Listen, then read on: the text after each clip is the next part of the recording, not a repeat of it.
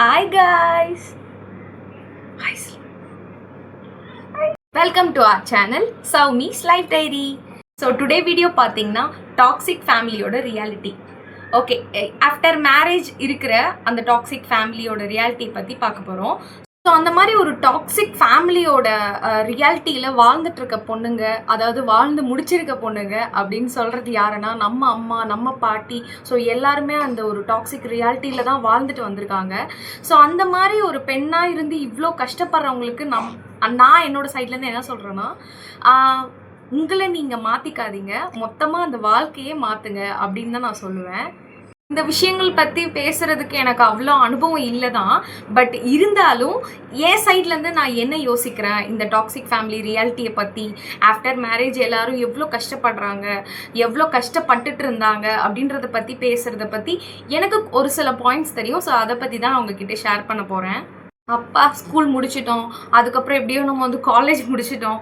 So இதுக்கப்புறம் என்ன பண்ணலாம், ஒர்க்குக்கு போகிறோம். ஸோ ஒர்க்குக்கு போயிட்டு கொஞ்ச நாள்லேயே பார்த்தீங்கன்னா ஓகே உனக்கு வந்து மாப்பிள்ளை பார்த்துருக்கோம், ஸோ உனக்கு வந்து மேரேஜ் அப்படின்னு சொல்லிட்டு எல்லா பொண்ணுங்க லைஃப்லேயும் இந்த ஃபேஸ் வரும். ஸோ அந்த கல்யாணம் அப்படின்னு ஒன்று உள்ளே வரும்போதே அன்பு, மரியாதை, ஒரு ரெஸ்பெக்டு, லைக் எல்லா இடத்துல இருந்தும் நமக்கான ஒரு பாதுகாப்பு, அது எல்லாமே கிடைக்கும்னு நினச்சிட்டு தான் எல்லாருமே வந்து கல்யாணம் பண்ணுறாங்க. ஆனால் எல்லாத்துக்குமே வந்து அது கிடைக்கிறது கிடையாது.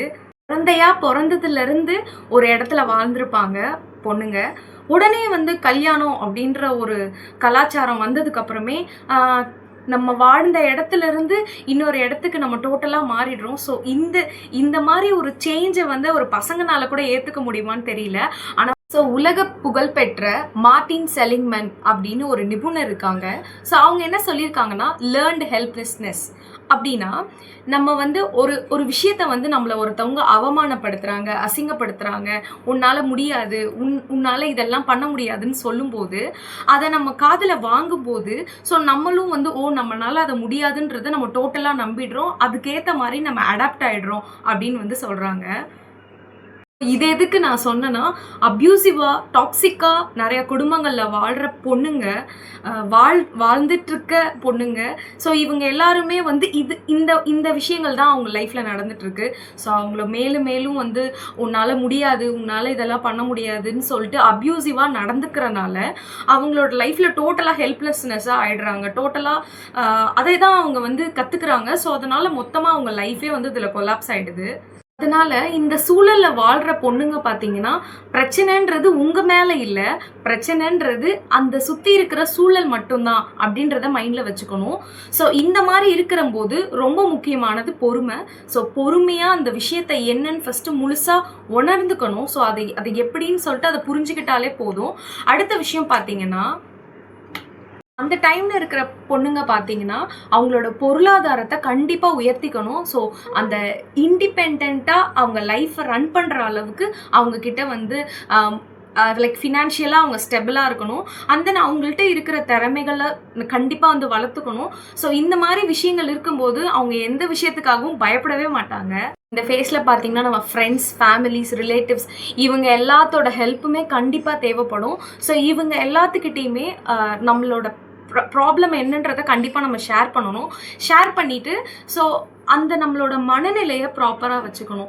ஸோ ரொம்ப டிப்ரெஷனாக ஆகிடக்கூடாது. ஸோ இதுலேருந்து நம்ம ப்ராப்பராக வெளியே வர்றதுக்கான சொல்யூஷன் ஃபஸ்ட் நம்ம ஃபேமிலிஸ் அண்ட் ஃப்ரெண்ட்ஸாக தான் இருப்பாங்க. ஸோ அவங்கக்கிட்ட கண்டிப்பாக வந்து இந்த விஷயங்களை எல்லாத்தையுமே வந்து ஷேர் பண்ணணும். ஸோ எந்த டாக்ஸிக் ஃபேமிலியில் வாழ்ந்துட்டுருக்கிற பொண்ணுங்களாக இருந்தாலும் சரி, ஃபர்ஸ்ட் நீங்கள் முன்னாடி வந்து தைரியமாக பேசணும்.